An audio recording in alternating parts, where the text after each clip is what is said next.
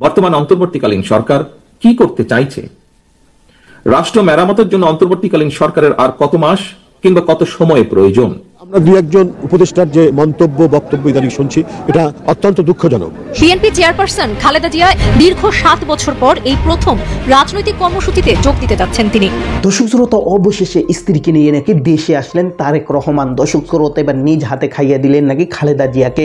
দর্শক শ্রোতা, কত বছর পর এই খালেদা জিয়াকে দেখতে আসলেন তার ছেলে তারেক রহমান। আসলে ঘটনাটা কি সেটা আজকে ভিডিও দেখলে আপনারা বুঝতে পারবেন, যার কারণে সম্পূর্ণ ভিডিওটা না টেনে দেখতে চেষ্টা করবেন। তো কথা না বাড়িয়ে চলুন আমরা ভিডিও মূল আলোচনা চলে যাই। ভিডিও মূল আলোচনা চলে যাওয়ার আগে আপনার কাছে আমার ছোট করে একটু, আপনি প্রত্যেক মুহূর্তের আপডেট পেতে চাইলে অবশ্যই চ্যানেলটি সাবস্ক্রাইব করে দেবেন এবং পাশে থাকা বেল আইকনটি ক্লিক করে দেবেন, তাহলে প্রত্যেক মুহূর্তের আপডেটগুলো সবার আগে পৌঁছাবে আপনার কাছে। দর্শক, কথা না বাড়িয়ে চলুন আসলে ঘটনাটি তাহলে বিস্তারিত দেখে আসি। বর্তমান অন্তর্বর্তীকালীন সরকার কি করতে চাইছে? রাষ্ট্র মেরামতের জন্য অন্তর্বর্তীকালীন সরকারের আর কত মাস কিংবা কত সময় প্রয়োজন সেটি জানার অধিকার জনগণের রয়েছে। সরকার জনগণের সামনে তাদের আগামী দিনের কর্মপরিকল্পনার রোডম্যাপ ঘোষণা করলে এটি একদিকে জনগণের কাছে সরকারের স্বচ্ছতা এবং জবাবদিহিতাকেই নিশ্চিত করবে, অপরদিকে প্রশাসনিক কার্যক্রমেও গতিশীলতা বাড়বে। তবে অন্তর্বর্তীকালীন সরকারের আগামী দিনের কর্মপরিকল্পনার রোডম্যাপ ঘোষণার কথা শুনলেই যদি উপদেষ্টাদের চেহারায় অস্বস্তির ছাপ ফুটে ওঠে, সেটি হবে অবশ্যই গণ আকাঙ্ক্ষা বিরোধী। সরকার তাদের সকল কার্যক্রমের মাধ্যমে জনগণের কাছে যত বেশি স্বচ্ছ থাকবে, জনগণও সরকারের প্রতি তত বেশি সমর্থনের হাত প্রসারিত রাখবে। প্রিয় ভাই বোনেরা, প্রায় প্রতিদিন দেশের কোনো না কোনো হাসপাতালে ডেঙ্গুতে মানুষের মৃত্যু অব্যাহত রয়েছে। হাসপাতালের চিকিৎসা খরচ যোগাতে অনেকের জীবনে নাভিশ্বাস উঠেছে। এর পাশাপাশি নিত্য প্রয়োজনীয় দ্রব্যমূল্যের লাগামহীন ঊর্ধ্বগতিতে দিশেহারা সমাজের প্রায় প্রতিটি মানুষ। প্রতিদিনের সংসারের ব্যয় মেটাতে জনগণকে যুদ্ধ করতে হচ্ছে। সুতরাং জনজীবনে নিত্য দুর্ভোগ কিংবা বাজার পরিস্থিতি নিয়ন্ত্রণ না করে অন্তর্বর্তীকালীন সরকার যদি শুধু সংস্কারের নামে সময় সংক্ষেপ করেন, তাহলে জনগণের কাছে সংস্কার আগে নাকি সংসার আগে, এই প্রশ্নটি মুখ্য হয়ে উঠতে পারে।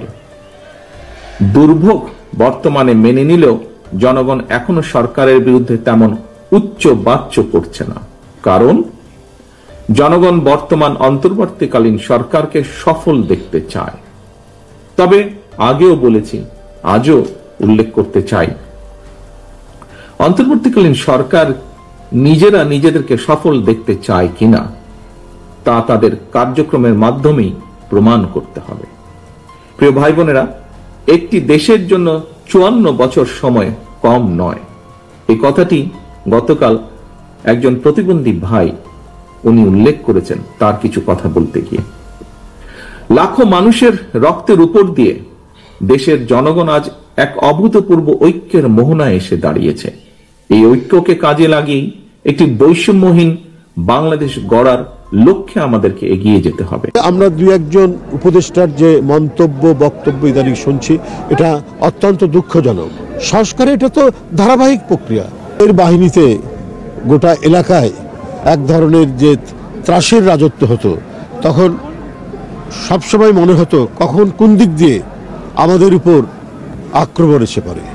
এইভাবেই বিগত 15-16 বছর আমরা শহীদ বুদ্ধিজীবী দিবসে শহীদদের এই মাজার প্রাঙ্গণে আমরা উপস্থিত হয়েছি। বন্ধুরা আমার, সেই জায়গা থেকে আমরা কিছুটা পরিত্রাণ পেয়েছি। আমাদের এখনো গণতন্ত্রের পথে আমরা হাঁটছি, কিন্তু সম্পূর্ণ গণতন্ত্র আসেনি। বাক স্বাধীনতা, বিচার বিভাগের স্বাধীনতা, এটা সম্পূর্ণরূপে প্রতিষ্ঠিত করতে হবে। এবং সর্বোপরি আমরা আজকের এই শহীদ দিবসে যে আমাদের মূল কথা, সেটা হলো যে অবাধ সুষ্ঠু নির্বাচন, অংশগ্রহণমূলক নির্বাচন, এটার জন্যই তো সংগ্রাম হয়েছে। সেই সংগ্রামের যে মূল চেতনা, সেই মূল চেতনা এখনো প্রতিষ্ঠিত হয়নি, সেটা নিশ্চিত করতে হবে। এবং দলের পক্ষ থেকে বারবার বলা হয়েছে যে আমরা একটা প্রয়োজনীয় যে সংস্কারগুলো একটা যৌক্তিক সময়ের মধ্যে এটা সম্পন্ন করার জন্য, তো সেটি এখনো সরকারের দিক থেকে বিভিন্ন কমিটি করা হয়েছে, সংস্কারের জন্য বিভিন্ন উদ্যোগ নেওয়া হয়েছে, সেটা আমরা কাজ চলছে, কিন্তু এখনো যে ডেডলাইন যেটা দেওয়া দরকার সেটা এখনো দেওয়া হয়নি। আরেকটি বিষয় আমি আপনাদের সামনে উল্লেখ করতে চাই, সেটি হলো সরকারের মধ্যে ইদানিং, এটা তো অন্তর্বর্তীকালীন সরকার, এটা তো নিরপেক্ষ সরকার এবং একটি বিশাল গণজাগরণের মধ্যে দিয়ে সরকার হয়েছে। এদের মূল স্পিরিট থাকবে গণতন্ত্র, এটার মূল স্পিরিট থাকবে গণতন্ত্রের যে অপরিহার্য উপাদানগুলি আছে, আমি যেটা বললাম আইনের শাসন, বিচার বিভাগের স্বাধীনতা, সংবাদপত্রের স্বাধীনতা, এগুলো নিশ্চিত করার জন্য তাদেরকে আরও বেশি উদ্যোগী হতে হবে এবং অবাধ সুষ্ঠু নির্বাচন। তো এগুলো করার চেয়ে আমরা দুই একজন। তো দর্শক, আপনার ভিডিওটি দেখলেন, ভিডিও দেখে যদি আপনার কোনো মন্তব্য থাকে তাহলে অবশ্যই কমেন্ট বক্সে আপনার মূল্যবান মন্তব্য জানিয়ে দেবেন। দর্শক, এখন আমরা পরবর্তী আরেকটি ভিডিও দেখবো যেটাতে আমরা আরও কিছু তথ্য আমরা জানতে পারবো। দর্শক, চলুন আমরা সেই ভিডিওটি বিস্তারিত দেখে আসি। উপদেষ্টার যে মন্তব্য বক্তব্য ইদানিং শুনছি, এটা অত্যন্ত দুঃখজনক। মাঝামাঝি একটি পরিবেশের জায়গায় আমরা অবস্থান করছি বলে মনে হচ্ছে উপদেষ্টাদের কথা। আমরা সেই মানে আপনার 7ই জানুয়ারির যে মহিউদ্দিন ফখরুদ্দিনের সময় যে পরিবেশ হয়েছিল, সম্পূর্ণরূপে বিরাজনীতিকরণের যে একটা প্রক্রিয়া, -2 থিওরির যে কথাগুলো এবং আলামতগুলো ফুটে উঠছিল, সেটারই বহিঃপ্রকাশ কিনা, সেটার এক্সটেনশন কিনা, এটা এখন মানুষ প্রশ্ন করছে, আমাদেরকেও প্রশ্ন করছে। ঘটনাটা কি? বলছেন যে 50 বছর আপনারা সংস্কার করেননি কেন? আরে সংস্কারে এটা তো ধারাবাহিক প্রক্রিয়া, কি বলে পোর ল, দরিদ্র আইন। ওখানে পার্লামেন্টে যদি আমরা ধারাবাহিক দেখি 1215 সালে ম্যাগনা কার্টা, আর এলিজাবেথের সময় প্রায় 1589-90 বা কি বলে এই সময় হচ্ছে পোর আইন। এখন যদি কেউ বলেন যে ওই দরিদ্র আইনটা কেন সেই সময় হয়নি, সে 52 সালে, এটা কি কথাটা কি মানাবে? এটা যথার্থ হবে? জনগণের দাবি যখন তীব্র হবে, ফুটে উঠবে, জনগণের চাহিদা যখন অনুভূত হবে, তখনই সেটা পার্লামেন্টের মধ্যে আলাপ আলোচনার মধ্যে দিয়ে আইনে পরিণত হয়েছে। বিশ্বের আজকের যে সবচেয়ে সুষ্ঠু এবং স্বাভাবিক যে গণতন্ত্রের প্রক্রিয়া যেসব দেশগুলোতে আছে, সেখানেও তাই হয়েছে। আমরা বিল অফ রাইটস দেখেছি, আমরা পিটিশন অফ রাইটস দেখেছি, আপনার মেয়েদের যে ভোটাধিকার কি ইংল্যান্ডের যে 800 বছরের যে গণতন্ত্রের যে ধারাবাহিকতা, একবার প্রথম দিকে কি হয়েছে, অনেক আন্দোলন সংগ্রামের মধ্যে দিয়ে জনগণের মধ্যে যে দাবিটা আসলো, সেই রাইটসটা পেয়েছে প্রায় 1927 সালের দিকে।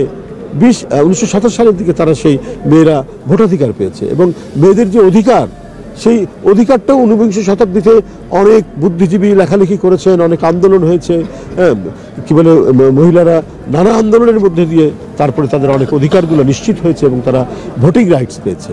তো এটা তো একটা ধারাবাহিক প্রক্রিয়া এবং সবগুলোই করেছে কিন্তু পার্লামেন্ট।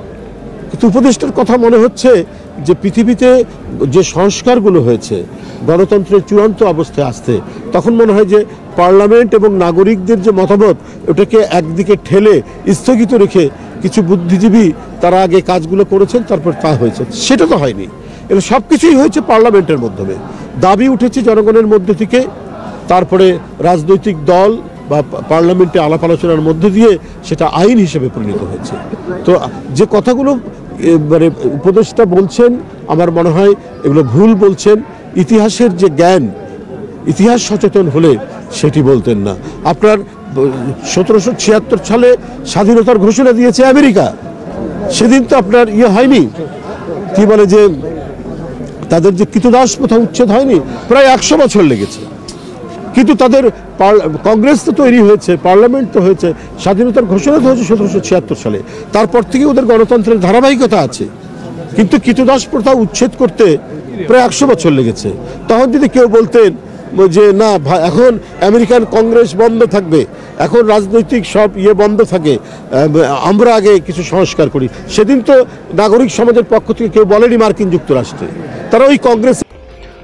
তো দর্শক, আপনার সম্পূর্ণ ভিডিও দেখলেন। সম্পূর্ণ ভিডিও দেখে যদি আপনার কোনো মন্তব্য থাকে তাহলে অবশ্যই কমেন্ট বক্সে আপনার মূল্যবান মন্তব্য জানিয়ে দেবেন। দর্শক, কথা বলতে বলতে আমরা ভিডিও শেষ পেয়ে চলে এসেছি।